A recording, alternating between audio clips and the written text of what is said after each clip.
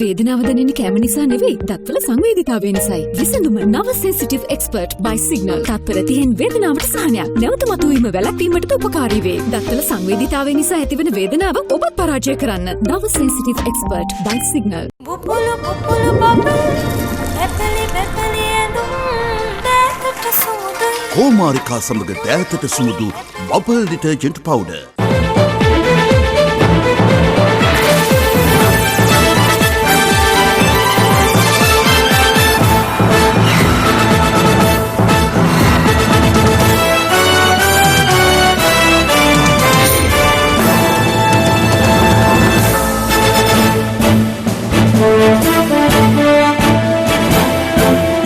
ආයුබෝවන් සුබ සන්ධ්‍යාවක්. සියලු සමීක්ෂණ වාර්තා නැවත නැවතත් තහවුරු කරන ලංකාවේ අංක 1 ප්‍රවෘත්ති ප්‍රකාශය. පැතගත් ඇත්ත කියන හිරු ප්‍රවෘත්ති සමගින් මම මහේෂ් සේනාරත්න. මම ශශිකලා කඳුබඩ ආරච්චි. ප්‍රථමයෙන් අවධානය ප්‍රධාන ප්‍රවෘත්ති සිරස්තල වෙත.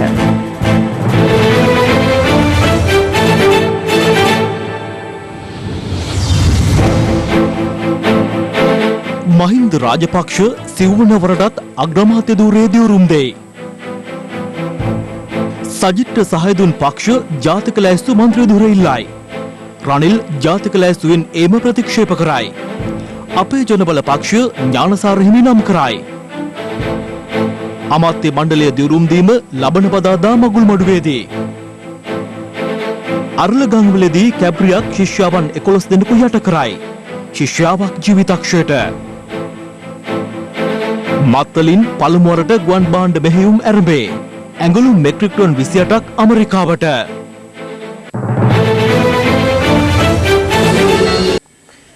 ශ්‍රී ලංකා ප්‍රජාතාන්ත්‍රික සමාජවාදී ජනරජයේ අභිනව අග්‍රාමාත්‍යවරයා ලෙස මහින්ද රාජපක්ෂ මහතා අද දියුරුම් දුන්නා.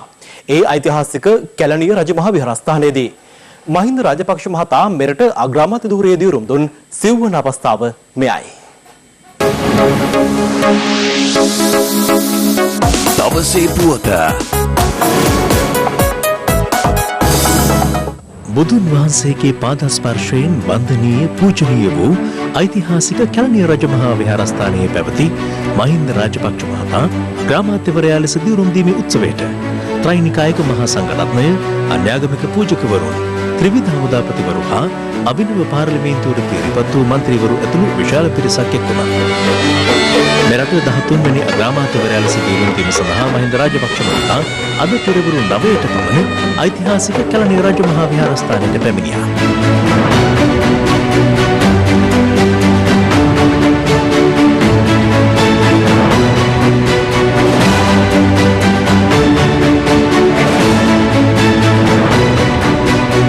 ජනාධිපති ගෝඨාභය රාජපක්ෂ මහතා උත්සව භූමියට සම්ප්‍රාප්ත වූයේ ඉන් අනතුරුවයි.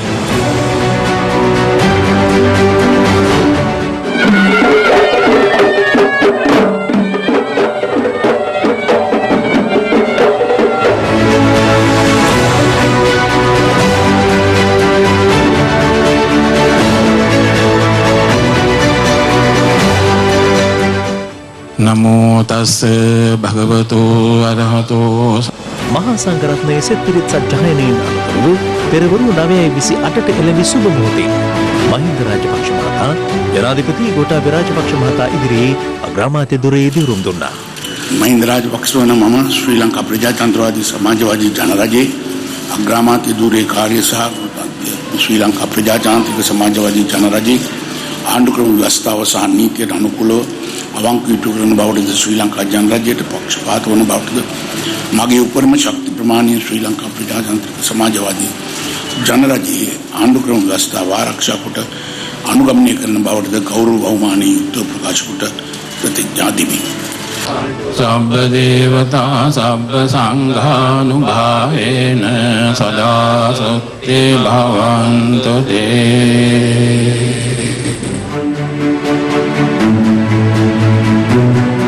සිය වැඩිමහල් සහෝදරයා වූ අග්‍රාමාත්‍ය මහින්ද රාජපක්ෂ මහතාගේ දියුරුම් දීමෙන් අනතුරුව ජනාධිපති ගෝඨාභය රාජපක්ෂ මහතා ඔහුට වැඳ ආචාර්ය කිරීම විශේෂත්වයක් වුණා. ඉන් අනතුරුව ජනාධිපතිවරයා හා අභිනව අග්‍රාමාත්‍යවරයා විහාර මන්දිරයේ වෙත ගොස් තෙරුවන් වැඳ ආශිර්වාද ලබා ගත්තා. මහින්ද රාජපක්ෂ අග්‍රාමාත්‍යතුමාටත් ඒ වගේම ගෝඨාභය රාජපක්ෂ ජනාධිපතිතුමා ප්‍රධාන තීරීපත් වූ නව පාර්ලිමේන්තුවේ සෑම දිනාටම ආශිර්වාද කිරීම සඳහා අපි ජයපීරිත සජ්ජායනා කරනවා. නමෝ තස්ස භගවතු අරහතෝ සම්මා සම්බුද්දස්ස නමෝ තස්ස අරහතෝ සම්මා සම්බුද්දස්ස නමෝ තස්ස භගවතු සම්මා සම්බුද්දස්ස ඉතිවිසෝ භගවා අරහං සම්මා සම්බුද්ධෝ සම්පන්නෝ සුගතෝ ලෝකවිදු අනුත්තරෝ පුරිස ධම්මසාරති සත්තා දේව මනුස්සාන ජනනී පුදුදුමට රැස් වූ සිටි ජනතාවට ජනාධිපතිවරයා හා අග්‍රාමාත්‍යවරයා සිය ආචාර්ය මෙලෙස පුද කළා.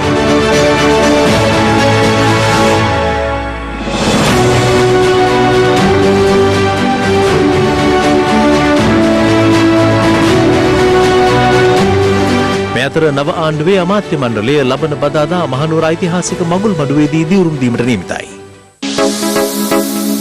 දවසේ පුවත මහින්ද රාජපක්ෂ මහතා අග්‍රාමාත්‍ය ධූරයේ දියුරුම් දීමෙන් අනතුරුව විහාරස්ථාන කිහිපයකට ගොස් මහා සංඝරත්නය බැහැ ආශිර්වාද ලබා ගත්තා. දියුරුම් දීමෙන් අනතුරුව අග්‍රාමාත්‍ය මහින්ද රාජපක්ෂ මහතා පළමුවෙන්ම පැමිණියේ හුණුපිටිය ගංගාරාම විහාරස්ථානයේ වෙතයි.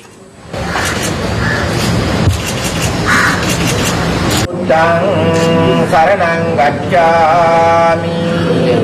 පොඩි ආමඳුරන් වහන්සේ අගමැතිතුමා අග්‍රාමාත්‍ය පදවියට පත් උනායි කියන ආරංචිය දැනගත්තම සුබ පැතුමක් උන්වහන්සේගේ අත්තකුරෙන් ලියලා තිබුණා. මහින්ද අගමැතිතුමාට ජය සුබ පැතුම් පිටාදර පොඩි ආමඳුරෝ ගංගාරාමයේ කියලා අත්සන් කළා තියෙනවා. මේ රටේ බහුතරයක් මිනිස්සු මහින්ද රාජපක්ෂ මහත්තයා පිළිබඳ විශ්වාසය තිබුවේ ඇත්තෙන්ම ලොකු බලාපොරොත්තු ගොඩක් තියාගෙන. මේ බලාපොරොත්තු ඉෂ්ට සිද්ධ කරලා රට සම්පෝෂිත කිරීමේ වගකීම තියෙනවා. ඒක යුද්ධයක් වගේම බැරෑරුම් දෙයක්. ඉතින් ඒකත් ජයග්‍රහණය කරන්න ශ්‍රී ලාංකික හැමෝම ඔබතුමත් එක්ක හිටගනී කියන විශ්වාසය අපිට තියෙනවා. නව ආණ්ඩුවක් තුලින් විනයගරුක සමාජයක් පුරවැසියන් බිහි කරන තැනකට මේ රට ගෙනියන්න පුළුවන්කම අතිගරු ජනාධිපතිතුමාටත් අගමැතිතුමාටත් මේ සංයෝගයට අවස්ථාව එළඹුණොත් ඒක තමයි රටේ වාසනාව කියලා අපි බලාපොරොත්තු වෙනවා. අපි ඒකට ආශිර්වාද කරමින් සෙත් ප්‍රාර්ථනා කරනවා.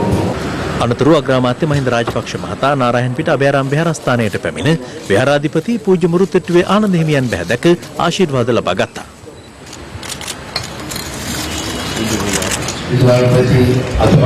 එදා අපට ඔබතුමා වෙනුවෙන් මාධ්‍ය සාකච්ඡාවක් කැඳව ගන්න කෙනෙක් හිටියේ නෑ. බය ගුරු ඔක්කොම හිටියේ. මම හිතනවා අද ඕන තරම් ඉන්නවා පිටපත් කියන්න. ඉස්සරහන් යන්න. එදා ඔබතුමා බලයෙන් අංගල් යන මොහොතේ ඔබතුමාගේ හදවතේ මිනිස්සු ඈත් වෙලා නෑ. නමුත් වටේ හිටපු අය තමයි පොඩ්ඩක් ඈත් වෙලා අපි කොයි පැත්තද පණින්න කොයි පැත්තටද යන්නේ. මේවා හිතේ තමයි එදා හැම කෙනාම හිටියේ අපේ. නමුත් මම කියලා ආදත් ඔබතුමාට ඒක අමතක කරන්නේ නැතුව වටේ ඉන්නේ නැත්තන්ගෙන් නම් බොහොම පරිස්සම් වෙන්න ඕනේ. ඉන්නේ නම් ආදරයට නෙමෙයි. අපේ බලාපොරොත්තුව අපේ හැඟීම මොකක්ද මේ රට ගොඩ ගැනීමයි. එහිදී නව අග්‍රාමාත්‍යවරයාට සෙත්පතා විශේෂ ආගමික වතාවත්ද පැවැත්වුණා. ගිලිහෙන විට හෙළ පොදුකය රැකුමට වෙර දැරුවයි සහනය රටටම සලසන අධිතන ජය ලැබුවයි මුවග සිනහරැව් දෙන විට හද සොම්නස උතුරයි මහින්ද අගමැති මැති දුට දළදා හිමි සරණයි.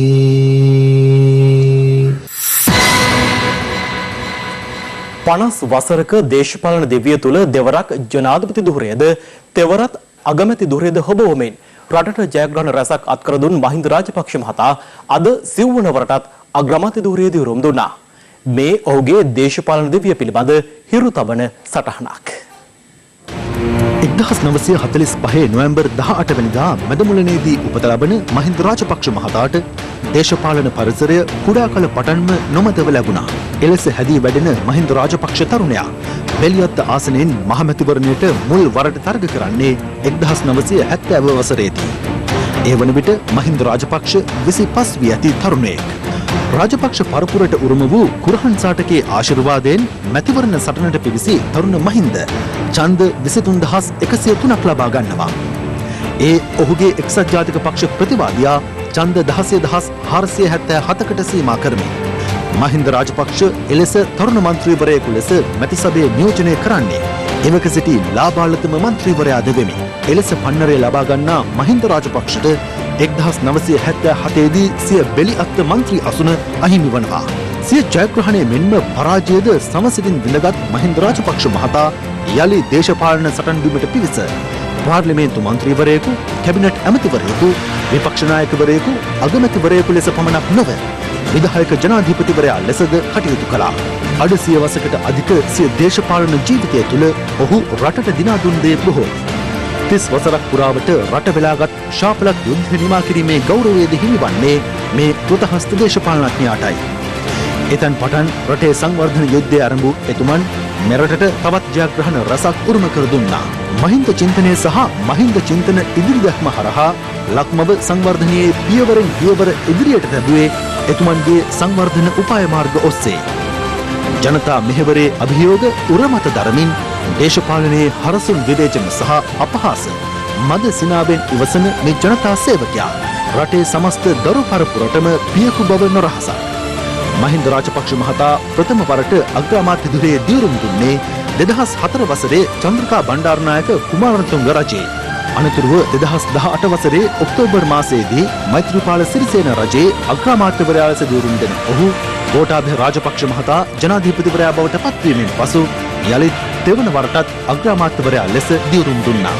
පසුගියදා පැවති පාර්ලිමේන්තු මැතිවරණයෙන් කුරුණෑගල දිස්ත්‍රික්කයේ නියෝජනය කරමින් මෙරට මැතිවරණ ඉතිහාසයේ අපේක්ෂකයෙකු මෙතෙක් ලබාගත් වැඩිම මනාප සංඛ්‍යාව වන 5,27,364ක් ලබා ගනිමින් මහින්ද රාජපක්ෂ මහතා පාර්ලිමේන්තුවට තේරීපත් වනවා.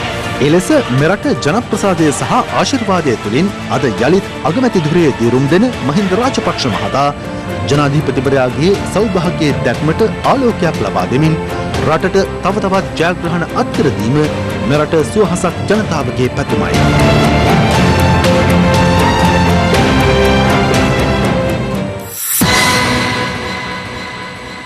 මහින්ද රාජපක්ෂ මහතා යලිත් වරක් අග්‍රාමාත්‍ය ධූරයේ දියුරුම් දීම සමරමින් දිවයින පුරා සැමරුම් උත්සව පැවැත්වුණා. මේ අතර තවත් රාජ්‍ය නායකින් රැසක් අග්‍රාමාත්‍ය මහින්ද රාජපක්ෂ මහතාට සුබ පැතුම් පිරිනමා තිබෙනවා. චීන කොමියුනිස්ට් පක්ෂයේ මධ්‍යම කමිටුවේ සුබ පැතුම් පණිවිඩය රැගෙන ශ්‍රී ලංකාවේ චීන වැඩබලන තානාපති හූ වෙයි මහතා අරලිගහ මන්දිරයේදී අග්‍රාමාත්‍යවරයා මුණ ගැසුණා. සංදේශය ඉදිරිපත් කරමින් චීන වැඩබලන තානාපතිවරයා සඳහන් කර ඇත්තේ අග්‍රාමාත්‍ය මහින්ද රාජපක්ෂ මහතා සහ ශ්‍රී ලංකා පොදුජන පෙරමුණ ලද ජයග්‍රහණය තුළින් මෙරට ඉතිහාසයේ ශක්තිමත්ම රජය පවත්වාගෙන යාමට හැකි වනු ඇති බවයි. මෙවර මැතිවරණ ප්‍රතිඵල වලින් පෙන්눔 කරන්නේ ශ්‍රී ලාංකික ජනතාව රාජපක්ෂ මහතා කෙරෙහි තබා ඇති විශ්වාසය සහ බලාපොරොත්තුව බව බංග්ලාදේශ අග්‍රාමාත්‍ය ෂේක් හසීනා මහත්මිය සුබ පැතුම් පණිවිඩයක් යොමු කරමින් පෙන්වා දෙනවා. හැකි පළමු අවස්ථාවේදීම එරට සංචාරයක නිරත වන ලෙසද හසීනා මහත්මිය අග්‍රාමාත්‍යවරයාට ආරාධනා කර තිබෙනවා.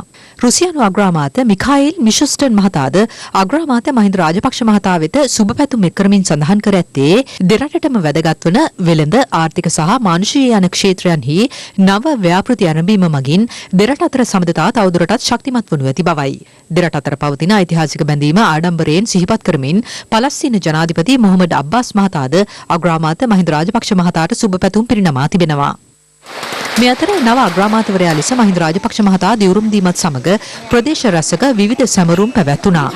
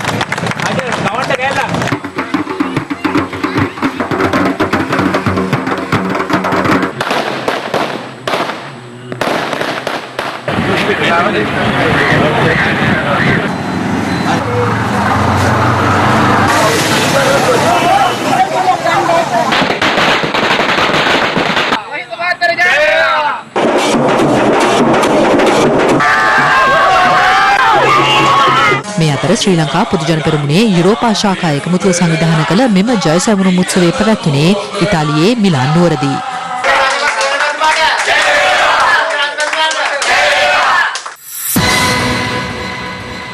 ශ්‍රී ලංකා නිදහස් පක්ෂයෙන් පාර්ලිමේන්තුවට තේරීපත් වූ මන්ත්‍රීවරුන්ගේ සාකච්ඡාවක් අද පෙරළුවේ පැවැත්වුණේ කොළඹ ඩාලිපාරේ පිහිටි ශ්‍රී ලංකා නිදහස් පක්ෂ මුලස්ථානයේදී. ශ්‍රී ලංකා නිදහස් පක්ෂයෙන් මෙවර පාර්ලිමේන්තුවට මන්ත්‍රීවරුන් 14 දෙනෙකු තේරීපත් වුණා. එම මන්ත්‍රීවරුන්ගේ විශේෂ හමුවක් පක්ෂයේ සභාපති මෛත්‍රීපාල සිරිසේන මහතාගේ ප්‍රධානත්වයෙන් ශ්‍රී ලංකා නිදහස් පක්ෂ මුලස්ථානයේදී අද පෙරළු 10ට පමණ ආරම්භ වුණා. හැමදේම මොකද මේ අද සාකච්ඡාව? නෑ අපේ මන්ත්‍රී ගන්න ඔව් අද මොනවගේ තත්ත්වයක් තියෙද? හැමදේම හම්බෙයිද? නෑ ප්‍රශ්නයක් නෑ. අයව දා ඉස්සරහ. හරියට බින්.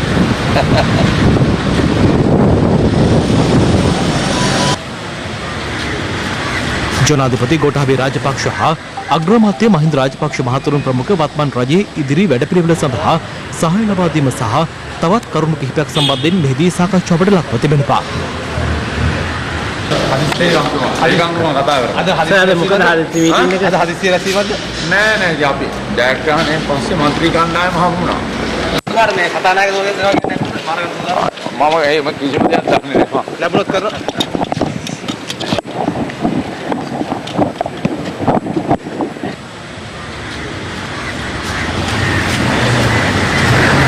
පළවෙනි වතාවට අපේ මේ පාර්ලිමේන්තුවේ ශ්‍රී ලංකා නිදහස් පක්ෂ මන්ත්‍රී කණ්ඩායම අපේ පක්ෂ සභාපතිතුමත් එක්ක ඉඳගත්තා. විශේෂයෙන්ම වත්මන් ජනාධිපතිතුමා අපේ ගෝඨාභය ජනාධිපතිතුමාගේ ඉදිරි ක්‍රියාමාර්ග වලට සම්පූර්ණ 100% අපි සහයෝගය දීලා වැඩ කරන්න තීන්දුව කරා. ඒ වගේම ඉදිරියේ පාර්ලිමේන්තුවේ තියෙන ඕනම ක්‍රියාවලියකදී අපි අපේ ශක්තිය දෙනවා. අධිකාරී ජනාධිපතිතුමාත් ඒ වගේම ගරු අග්‍රාමාත්‍යතුමාත් එකට එකතු වෙලා අපි අපේ වැඩ කටයුතු ටික කරන්න බලාපොරොත්තු වෙනවා.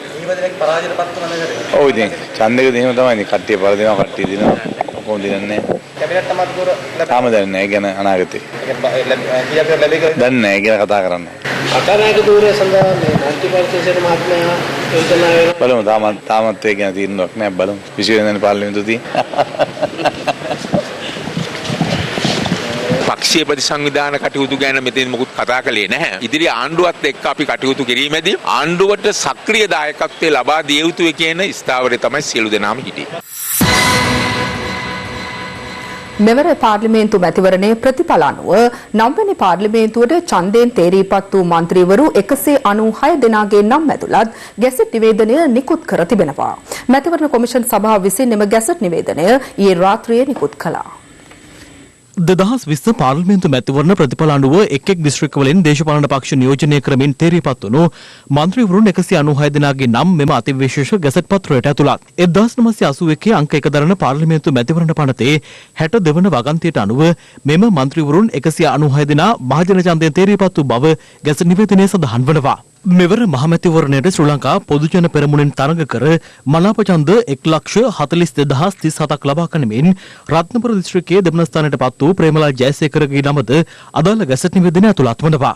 ඒ මෙවන විට මරණ දඬුවම නියමිව ඇති ඔහුට පාර්ලිමේන්තු මන්ත්‍රීවරයෙකු ලෙස දිවුරුම් දීමේ හැකියාවක් ඇද්දැයි සමාජය තුළ පුළුල් කතාබහක් මතුව තිබෙන පසුබිමකයි. ප්‍රේමලාල් ජයසේකර සම්බන්ධයෙන් ක්‍රියා කිරීමේදී ඔහු පාර්ලිමේන්තු මැතිවරණයේ ඉදිරිපත් වෙච්ච වෙලාවේදී මේ නඩු තීන්දුව දී තිබුණේ නැහැ. නඩු තීන්දුව පැමිණෙන්නේ නාම යෝජනා පත්‍ර බාර දීමෙන් අනතුරුවයි. මේ තත්ත්වයන් යටතේ මේ මැතිවරණයේ පැවැත්වීමට ප්‍රථමයෙන්ම ප්‍රේමලාල් ජයසේකර විසින් අභියාචනය සකස් කොට අපරාධ නඩු විධාන සංග්‍රහයේ පනතේ 331 වගන්තිය ප්‍රකාරව අභියාචනයක් දැනටමත් ගොනු කර තිබෙනවා. ඒ අභියාචනයේ ගොනු කර වහාම ඒ තිබෙන තීන්දුව ක්‍රියාත්මක වීම අත්හිට වෙනවා. ඒක තමයි අපේ නීතියේ ක්‍රමවේදය. නීතිමය තත්ත්වය ඉතා පැහැදිලි ඉදිරියට ක්‍රියා කරන්න හැකියාව තියෙනවා ප්‍රේමලාල් ජයසේකර මන්ත්‍රීවරයා හැටියට පාර්ලිමේන්තුවට යාම සඳහා. බන්ධනාගාරයේ සිටින ප්‍රේමලාල් ජයසේකරට පාර්ලිමේන්තුවට යාම සඳහා කතානායක විසින් ඒ අවස්ථානුකූලව ක්‍රියාපටිපාටියට අනුව අවශ්‍ය උපදෙස් දෙනවා ඇති. ඒ අනුව ක්‍රියා කරන්න පුළුවන්. මේ අතර අපේ ජනබල පක්ෂයේ ජාතික ලැයිස්තු මන්ත්‍රී ධුරය සම්බන්ධයෙන් යම් මතභේදාත්මක තත්ත්වයක් මතුව තිබුණා. පක්ෂයේ වැඩ බලන මහලේකම් ලෙස පූජ්‍ය වේදිනිකම විමලතිස්ස හිමියන් පසුගිය 7 වෙනිදා මැතිවරණ කොමිසමට ලිපියක් එම කරමින් දන්වා සිටියේ ජාතික ලැයිස්තු මන්ත්‍රී ධුරය සඳහා තමන් වහන්සේ නම් කරන ලෙසයි. කෙසේ වෙතත් අද ප්‍රවෘත්ති සාකච්ඡාවක් ඇඳවමින් පක්ෂ සභාපති සමන් පෙරේරා මහතා පැවසුවේ පූජ්‍ය ගලගොඩත්තේ ඥානසාර හිමියන් ජාතික ලැයිස්තු මන්ත්‍රී ධුරය සඳහා නම් කළ බවයි. පක්ෂ ව්‍යවස්ථාවේ බලතල අනුව පක්ෂයේ ලේකම්වරයා නැතුව මධ්‍යම කාරක සභාවක් ඇඳවලා හිටපු මහ ලේකම් නිශාන්ත රත්නායක මහතා පත් කරා 7 වෙනිදා. මැතිවරණ කොමිසම් සභාවේ සභාපතිතුමාට ලිපියක් යවුවා. පක්ෂ සභාපතිවරයාගේ බලතල පාවිච්චි කරමින් වේදිලිගම විමලතිස්ස ස්වාමීන් වහන්සේ පක්ෂ ලේකම් ධූරයෙන් ඉවත් කර තිබෙනවා. මධ්‍යම කාරක සභාවේ ඒකමතිකව තීරණය කරලා තියෙනවා ඥානසාර ස්වාමීන් වහන්සේ පාර්ලිමේන්තු යවනවා කියලා. මේ සඳහා නීතිමය බාධාවක් නැද්ද? ජාතික ලැයිස්තුවේ සිටින කෙනෙක් නම් කිරීමෙන් පසු ඉල්ලා අස්වීමක් කළ පසු නැවත පක්ෂයේ මහලේකම්වරයාට බලය තියෙනවා කැමැති පුද්ගලයෙක් පත් කරන්න. එම ක්‍රමවේදය තමයි අපි දැන් අනුගමනය කරන්න බලාපොරොත්තු වෙන්නේ. මල්ලාගේ මුලින් හිටපු මහලේකම් ස්වාමීන් වහන්සේ උන්වහන්සේ ලිපියක් පාර දීලා තියෙනවා තිවන පොලිස් සභාවට උන්වහන්සේගේ නම ඉදිරිපත් කළා. උන්වහන්සේගේ හිතුමතේ තනි තීරණයකට හොරෙන්ම ගිහිල්ලා උන්වහන්සේගේ නම බාර දීලා තියෙනවා ඊට වඩා බලවත් මධ්‍යම කාරක සභාවේ තීන්දුව. එතකොට රතන හාමුදුරන්ගේ පාර්ශවයෙන් කරන එන්ජින් එක මේ අවස්ථාව ලැබෙයිද මේ ඥානසාර හාමුදුරන්ට? රතන ස්වාමීන් වහන්සේගේ පාර්ශවය නෙවෙයි මෙතන වැදගත් වෙන්නේ මධ්‍යම කාරක සභාවේ තීන්දුව. රතන ස්වාමීන් වහන්සේ කියන්නේ මහමැතිවරණයට තරඟ වැදිච්ච එක්තරා අපේක්ෂකයෙක් පමණයි. මේ අතර ඊළඟේ තමිල් අරුස පක්ෂය සිය ජාතික ලැයිස්තු මන්ත්‍රී ධුරය සඳහා නැගලින පළාත් සභා හිටපු මන්ත්‍රී තවරාජා කලේ අරසන් මහතා අද නම් කළා. සමගි ජනබලවේගයේ සඳහන් කළේ තම පක්ෂය සඳහා හිමි වූ ජාතික ලැයිස්තු මන්ත්‍රී ධුර සඳහා වන පත් කිරීම හෙට තීරණය කරන බවයි. පක්ෂ නායක සජිත් ප්‍රේමදාස මහතා සන්ධානයේ සෙසු පක්ෂ සමග සාකච්ඡා කොට අදාළ ජාතික ලැයිස්තු මන්ත්‍රී ධුර සඳහා නම් කරනු සමාජිකින් මැතිවරණ කොමිසමට දැනුම් දෙනු ඇති බව සමගි ජනබලවේගයේ මහලේකම් රජිත් මද්දුම්බණ්ඩාර මහතා සඳහන් කළා. කෙසේ වෙතත් මෙවර මැතිවරණයෙන් පරාජය වූ කිසිදු මන්ත්‍රීවරයෙකු ජාතික ලැයිස්තුවෙන් නම් නොකරන බව එහි නායක සජිත් ප්‍රේමදාස මහතා ඊයේ අවධාරණය කළා. කෙසේ වෙතත් දෙමළ ප්‍රගතිශීලී සන්ධානයේ නායක හිටපු පාර්ලිමේන්තු මන්ත්‍රී මනෝ ගණේෂන් මහතා සඳහන් කළේ තම පක්ෂය ඇතුළු සමග ජන බලවේගයට සහාය දක්වූ සෙසු පක්ෂවලට එක් ජාතික ලැයිස්තු මන්ත්‍රී ධුරයක් මගින් ලබා දිය යුතු බවයි. සමගි ජන බලවේගයේ නියෝජනය කරන සෙසු පක්ෂ අද වෙනකන් තමුන්ට ඕන වෙන ජාතික ලැයිස්තු මන්ත්‍රී ධුරය පිළිබඳව සමගි ජන බලවේගයේ නායකතුමා සමග සාකච්ඡා පවත්වාගෙන යනවා. මේ සම්බන්ධව අපිට මැතිවරණ පෙර ලබා දෙන පොරොන්දු පිළිබඳවයි සාධන කරගෙනයි මේ සාකච්ඡා පවත්වාගෙන යන්නේ. සාකච්ඡා අවසන් වෙලා නැහැ. වැඩිදුරට අවසන් වෙයි. මේ සාකච්ඡාව වරහ තමයි අපි ලබා ගන්න තියෙන මේ ජාතික ලැයිස්තු තනතුර පිළිබඳව අවසන් තීන්දුවට එන්න පුළුවන්. ඒ සම්බන්ධව ප්‍රසිද්ධියෙන් අපිට පවසන්නත් පුළුවන්. මන්ත්‍රීතුමා සමගි ජන බලවේගය නියෝජනය කරන සෑම සෙසු පක්ෂයම මේ මන්ත්‍රී ධුරය බැගින් ඉල්ලලා තියෙනවද? ඔව් සමගි ජන බලවේගයේ සන්ධානයක්. ඒ සන්ධානය තුල පවතින පක්ෂවල ඒ පක්ෂවල ලබාගත් මන්ත්‍රී ධුරය ලබාගත් ඡන්ද තොගය පදනම් කරගෙන මේ සම්බන්ධව සාකච්ඡාව පවත්වනවා. අපි කවුරුත් මාස්ටාත්‍ර වෙල්ලන්නේ නැහැ. ජාතික ජන බලවේගයද සිය ජාතික ලැයිස්තු මන්ත්‍රී ධුරය සම්බන්ධයෙන් මෙතෙක් තීරණයක් ගෙන නැහැ. මෙවර මැතිවරණයේදී ජාතික ලැයිස්තු මන්ත්‍රී ධුරය පමණක් හිමි වූ එක්සත් ජාතික පක්ෂය ඒ සඳහා කවුරු නම් කරන්නේද යන්න පිළිබඳව සාකච්ඡා කිරීම සඳහා හෙට සිරිකොත පක්ෂ මූලස්ථානයේදී රැස්වීමට නියමිතයි. අදාළ සාකච්ඡාව පක්ෂ නායක රනිල් වික්‍රමසිංහ මහතාගේ ප්‍රධානත්වයෙන් පෙරවරු 10ට පැවැත්වෙන බවයි හිටපු පාර්ලිමේන්තු මන්ත්‍රී වජිර අබේවර්ධන මහතා ප්‍රකාශ කළේ. මේ අතර එක්සත් ජාතික පක්ෂ නායක රනිල් වික්‍රමසිංහ මහතා එම පක්ෂයට හිමිව තිබූ ජාතික ලැයිස්තු මන්ත්‍රී ධුරයෙන් පාර්ලිමේන්තුවට පිවිසීම ප්‍රතික්ෂේප කර ඇති බව පක්ෂයේ ජ්‍යෙෂ්ඨ ප්‍රකාශකයෙකු සඳහන් කළා. මේ අතර ගාල්ල දිස්ත්‍රික් එක්සත් ජාතික පක්ෂ බල මණ්ඩලය ගාල්ල උළුවිටිකේ ප්‍රදේශයේදී රැස් වී යෝජනා කිහිපයක් සම්මත කරගත්තා. අපි යෝජනා කරනවා දැනට පුරප්පාඩු වී පවතින එක්සත් ජාතික පක්ෂයේ නියෝජ්‍ය නායකත්වය වජිර අබේවර්ධන මැතිතුමාට දීම සුදුසුයි කියලා. ඒ එක්කම දැනට තිබෙන ජාතික ලැයිස්තු මන්ත්‍රී ධුරය නායකතුමා පාර්ලිමේන්තුවට යන්නේ නැත්නම් ඒ සඳහා වජිර අබේවර්ධන මැතිතුමා තමයි සුදුසුයි කියන අපි තවත් චෝදනාවක් කරනවා. අනිල් වික්‍රමසිංහ මැතිතුමා එතුමා ඉවත් වුණාට පස්සේ එක්සත් ජාතික පක්ෂයේ නායකත්වය වජිර අබේවර්ධන මැතිතුමාට දීම සුදුසුයි කියලා අපි යෝජනා කරනවා. එම යෝජනාව අපි සියලු දෙනාම අතෝසවා අනුමත කරන ලෙස නැවතත් ඉල්ලා සිටිනවා. කෙසේ වෙතත් දේශපාලන ආරංචි මාර්ග සඳහන් කළේ ජාතික ලැයිස්තු මන්ත්‍රී ධුරය සඳහා එක්සත් ජාතික පක්ෂ මහලේකම් අකිල විරාජ් කාර්යෝසම් මහතා පත් කිරීමට බොහෝ දුරට ඉඩ ඇති බවයි. විපක්ෂ නායක සේවාව ජනතාවගේ ජංගම සේවාවක් බවට පත් කිරීමට තමන් කටයුතු කරන බව සමග ජන බලවේගයේ නායක සජිත් ප්‍රේමදාස මහතා පවසනවා. මැදකුළම් ප්‍රදේශයේ ජනතාවට ස්තුතිය පළ කිරීම වෙනුවෙන් පැවති ජනහමුවකදී ඔහු මේ බව සඳහන් කළා. පසුගියදා පැවති පාර්ලිමේන්තු මැතිවරණයේදී තම පක්ෂය වෙනුවෙන් සහයෝගය දැක් වූ මැද කොළඹ ජනතාවට ස්තුතිය පළ කිරීම සඳහා අද සජිත් ප්‍රේමදාස මහතා ප්‍රදේශයේ සංචාරය කළා. අපි විපක්ෂයේ කාර්යභාරය ශක්තිමත්ව ක්‍රියාත්මක කරමින් මේ රටේ සද් ජාතිකත්ව ප්‍රතිපත්ති තුල බෞද්ධ පිරිසිදු නිර්මල නිර්ව්‍යාජ ප්‍රතිපත්ති හරහා මේ රටේ ජාතිවාදයේ ජාතිවේදය ආගම්වාදයේ ආගම්වේදය අන්තවාදයේ ත්‍රස්තවාදය සහ මුලින්ම පුටා දමන්නට අපි විපක්ෂයක් හැටියට කටයුතු කරනවා. ඒ වගේම අපි විශේෂයෙන්ම කියන්න කැමති විපක්ෂ නායක සේවාව නිරතුරුව ජනතාවගේ ජංගම සේවාවක් බවට පරිපත් කළා. කරුණාකරලා මේ පාර්ලිමේන්තුවේ වැඩ කටයුතු ආරම්භ වෙනකම් පොඩක් ඉඩක් දෙන්න. මේ සුචරිතය 24 පෑම 365 දවසෙම ජනතාවට සේවාවක් කරන, ජනතාවට සංවර්ධනයක් උදා කරන, ජනතාවට ශක්තියක් ලබා දෙන නිරන්තර සමාජ සේවා, ජංගම සේවා වැඩපිළිවෙලක් හැටියට ක්‍රියාත්මක කරනවා.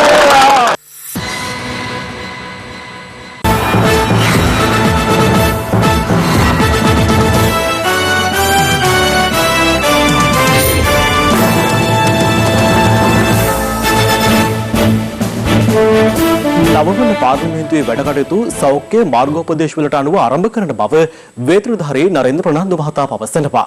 ඔහු සඳහන් කළේ මංගල සභාවාරයේදී ගැලරියට ඇතුළු වීමට අවසර දී ඇත්තේ ඉතා සීමිත පිරිසකට බවයි. නවවන පාර්ලිමේන්තුවට තේරිපත් වූ මන්ත්‍රීවරුන් ලේඛනගත කිරීමේදී ඔවුන් පාර්ලිමේන්තුවට පැමිණීම අනිවාර්ය වුවත් මෙවර එය ඔන්ලයින් ක්‍රමයට සිදු කිරීමට පියවරගෙන තිබෙනවා. ඊට අමතරව පාර්ලිමේන්තුවේ වැඩ කටයුතු පවත්වාගෙන යාමේදී අනුගමනය කළ යුතු ක්‍රියාමාර්ග පිළිබඳව සෞඛ්‍ය නිර්දේශ කිහිපයක් වනවා. දැන් ගරු මන්ත්‍රීවරයෙක් පාර්ලිමේන්තුවට පැමිණෙන විට ඔහුගේ උෂ්ඨත්වය බැලීමට ඉඩ දෙන්න ඕනේ. දෑත් පිරිසිදු කර ගැනීම අනිවාර්යයි. මුව ආවරණය සෑම විටම පැලඳගෙන ඉන්න ඕනේ. පාර්ලිමේන්තුව අමතනකොට මුව ආවරණය පැලඳගෙනම තමයි ඒ ඇමතීම කරන්නේ. තමන්ගේ වෙන් කරපු ආසනයේ තමයි ඉඳ ගන්න වෙන්නේ. දැන් මේක පළවෙනි දවසට අදාළ වෙන්නේ නැහැ. තමන්ට කැමති ආසනයක එදාට අසුන් ගන්න පුළුවන්. අතට අත දීම්, වැළඳ ගැනීම ආදියෙන් වළකින්න කියලාත් නිර්ණායකයන් වල තියෙනවා. මීටරයේ පරතරය තියලා තමයි අපිට මේ පාර ගැලරියට අමුත්තන් ගෙන්නන්න තියෙන්නේ. නමුත් අපි මේ අවස්ථාවේ ගැලරියට අමුත්තන් සීමා කරන්න වෙනවා.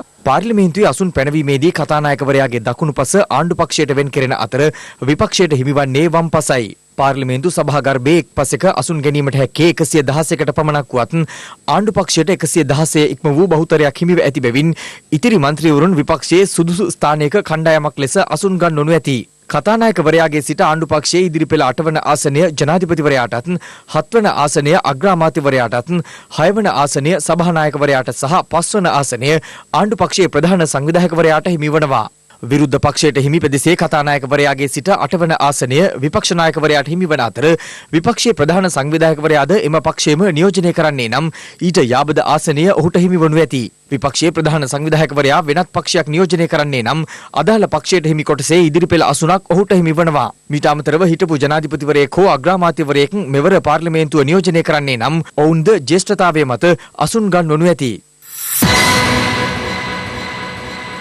මත්තල රාජපක්ෂ ජාත්‍යන්තර ගුවන් තොටුපළේ ගුවන් භාණ්ඩ මෙහෙයුම් කටයුතු අද සිට නිල වශයෙන් ආරම්භ කෙරුණා.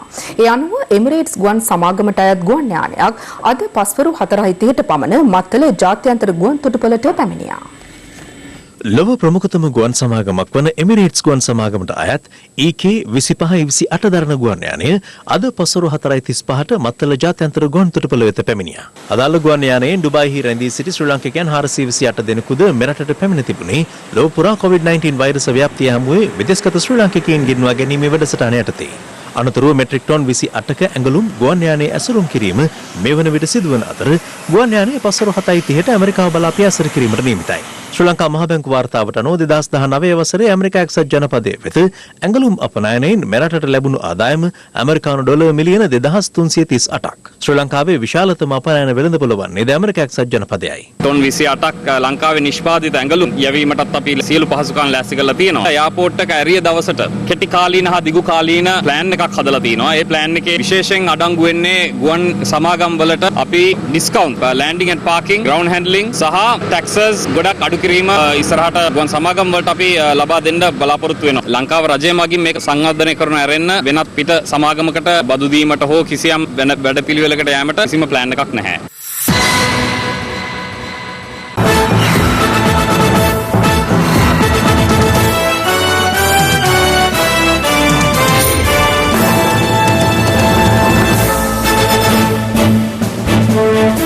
තවත් කිහිපයක් සමගින් දැන් රට වටා හිරු.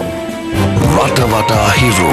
COVID-19 වසංගතයත් සමග වසා දමා තිබූ පාසල් අධීර කිහිපයක් යටතේ හෙට සිට ආරම්භ කිරීමට නියමිතයි. පාසල් අධ්‍යයන කාර්ය මණ්ඩලයේ සියලු දෙනාද හෙට සිට පාසලට පැමිණීම අනිවාර්ය වන අතර ශිෂ්‍ය ශිෂ්‍යාවන් පාසලට ගෙන්වා ගන්නේ කාණ්ඩ කිහිපයක් යටතේ. දෙහෙත්ත කණ්ඩේ අරලගංවිල පොලිස් වසමේ බෝගස් හන්දිය ප්‍රදේශයේදී අපරීක්ෂාකාරීව ධාවනය කළ කැබ් රථයක සිසුන් 11 දෙනෙක් ගැටීමෙන් එක් සිසුවෙක් ජීවිතක්ෂයට පත් වුණා. බණ්ඩාරවේල පූර්ණාගල ප්‍රදේශයේ අලුත උපන් බිරිඳෙකු ඝාතනය කර ඇති බවට කොස්ලන්ද පොලිසියට ලද තොරතුරක් මත සැකපිට 27 හැවිරිදි තිදරුම් මවක් සහ ඇගේ සැමියා අද අත්අඩංගුවට ගත්තා. මියගිය බිරිඳාගේ සිරුර අසල ලඳු කැලෑවක තිබී සොයාගෙන තිබෙනවා. රට වටා හිරු. මේ සූදානම සමුගෙන යන්නට. ඇත්ත නොගත් ඇත්ත දැනගැනීමේ අයිතිය තවදුරටත් තහවුරු කර ගන්නට තිරේ දිස්වන පරිදි හිරු SMS ප්‍රවෘත්ති සේවාව ඔබේ ජංගම දුරකථන ජාලයට අනුව සක්‍රිය කර ගන්න. අපි යලි හමුවන්නේ අද රාත්‍රී 9:55. ආයුබෝවන්.